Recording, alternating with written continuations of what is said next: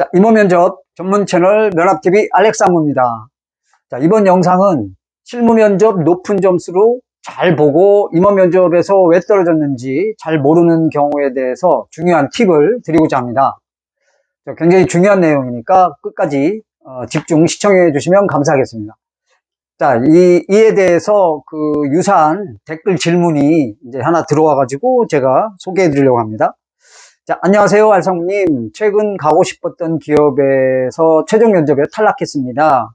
면접 분위기도 좋았고 잘 들어주시고 중간에 제 얘기를 듣다가 펜을 들어 종이에 체크도 하셨습니다. 준비한 답변을 무난히 했고 뭔가 면접분들과 케미가 뛰어나진 않았지만 무난하게 잘 봤다고 생각했었습니다. 1차 면접을 워낙 잘 봐서 최종 때 압박 질문도 없었고 분위기도 나쁘지 않았다고 생각하여 최종 합격을 기대했는데 떨어져서 마음이 너무 아픕니다. 떨어진 이유가 있을까요? 또한 무엇을 보완해야 하는지 제가 합격 시그널이라고 느꼈던 체크 표시가 이제는 불합격을 시키기 위한 체크 표시였는가 싶습니다. 재지원을 해도 괜찮을지 궁금합니다. 자, 이렇게 댓글을 보내주셨습니다. 자, 임원 면접관들은 실무 면접에서 아무리 높은 점수를 받더라도 뭔가 확신이 안 느껴지면 절대 안 뽑습니다. 여기 보니까 종이에 펜으로 체크했다고 했는데 그냥 이렇게 펜으로 메모만 했다고 해서 좋은 게 아니고 이게 고개를 끄덕이면서 동시에 메모할 때 뭔가 고개를 좀 이렇게 자주 끄덕이면서 그때마다 메모를 했을 때 요게 굉장히 좋은 합격 시그널입니다. 자, 그리고 압박 질문이 없으면 좋은 거지만 매력을 못 느껴서 꼬리 질문이 별로 없는 것은 좋지 않은 겁니다. 이럴 경우도 있죠. 자, 그리고 또 어떤 중요한 핵심 질문에서 면접관이 원하고 좋아하는 답변을 못했을 수도 있고 또는 약점 관련 질문에서 합리적인 답변을 또 못하면 떨어질 확률이 높습니다.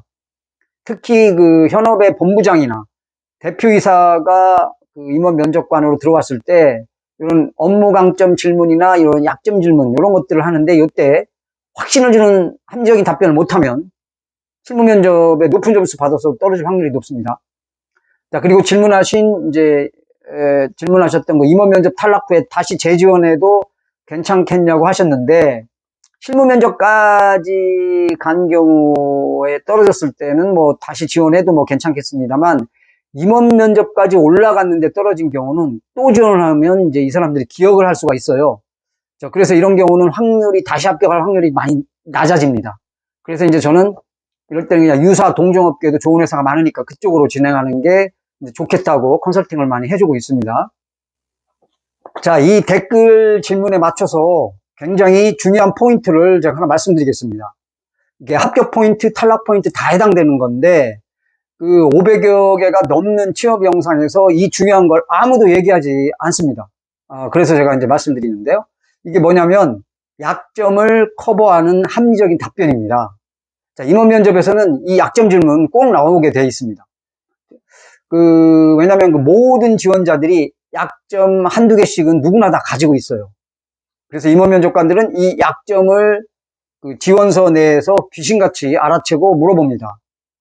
자, 그 중에 대표적인 것들을 보면은 전공이 안 맞는데 왜 이 직무를 지원하는 이유가 뭡니까? 왜 이 직무를 지원하려고 합니까? 그 다음에 공백기에는 무엇을 했습니까? 그 다음에 또 학점이 낮은데 학교 생활을 충실히 안 했나요? 이렇게 물어보는 약점 질문도 있습니다.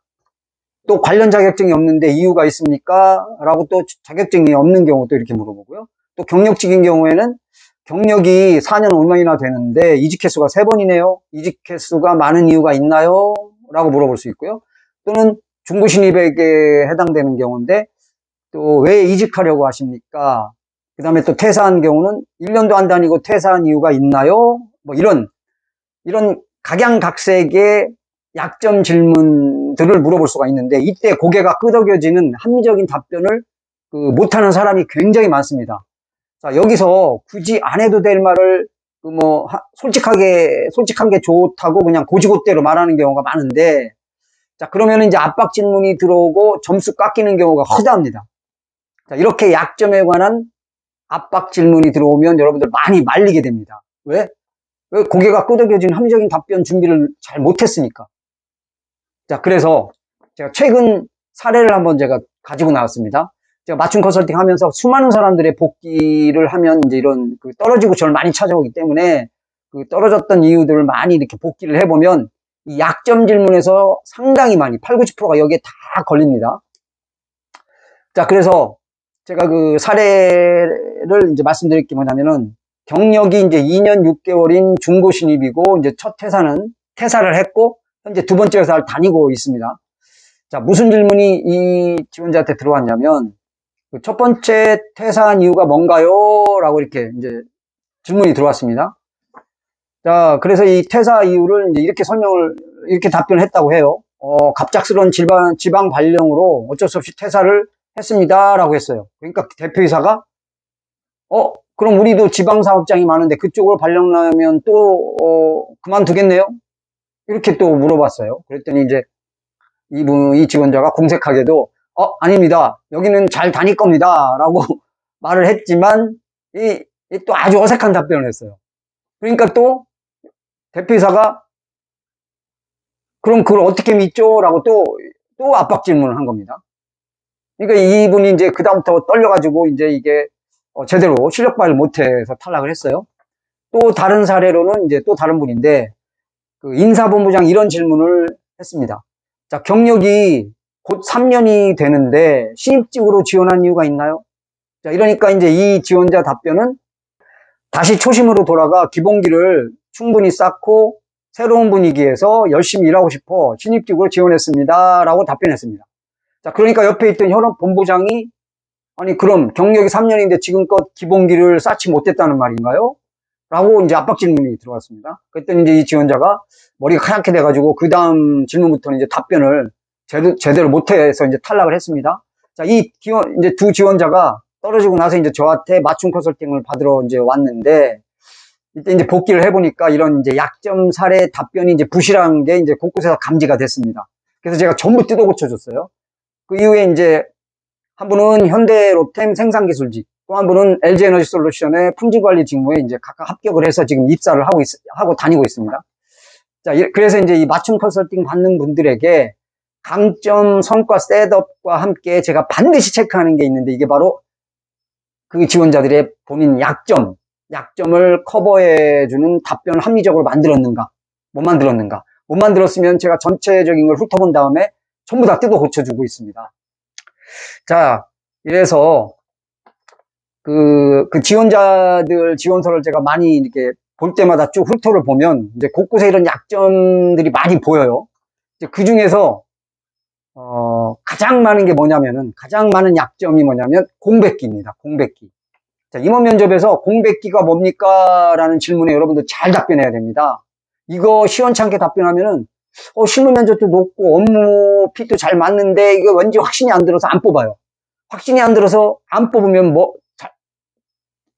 제가 뭐가 된다고 그랬죠? 차점자로 넘어간다고 그랬죠? 차점자로 넘어가면 물론 10%, 5% 합격할 수도 있지만 90% 이상 안 뽑습니다. 왜? 첫 번째 합격한 이 사람이 이탈할 가능성이 희박하기 때문에 이제 차점자는 희망고문이라고 제가 늘 말씀드렸죠. 자, 이 공백기 질문. 이때 여러분들 전혀 관련 없는 거를 말하는 사람이 너무나 많아서 제가 영상에 얘기를 합니다. 뭐 예를 들어서 식당 아르바이트, 뭐 화장품 아르바이트, 뭐 판매 영업이 뭐 심지어 뭐 대리운전까지 했다고 말하는 사람이 있습니다. 이렇게 직무에 전혀 관련 없는 거 굳이 얘기하지 말고 제가 말씀드리는 이런 패턴으로 좀 묶어서 말하는 게 좋습니다.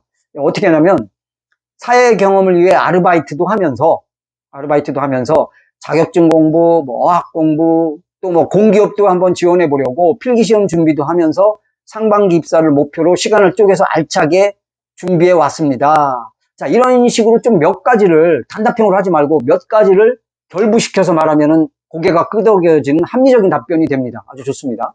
뭐 시점이 조금 안 맞더라도 괜찮아요. 포괄적으로 이제 묶어서 말하면 되기 때문에 시점이 뭐 각각 좀 떨어졌어도 일일이 그거 다 언제 했지 막 확인 안 합니다. 자, 이렇게 직무 연관성도 확실하고 인성 질문 답변도 무난하게 잘했는데 왜 떨어졌는지 모르는 경우, 이 모르는 경우에 대해서 한번 제가 쭉 설명을 드렸습니다.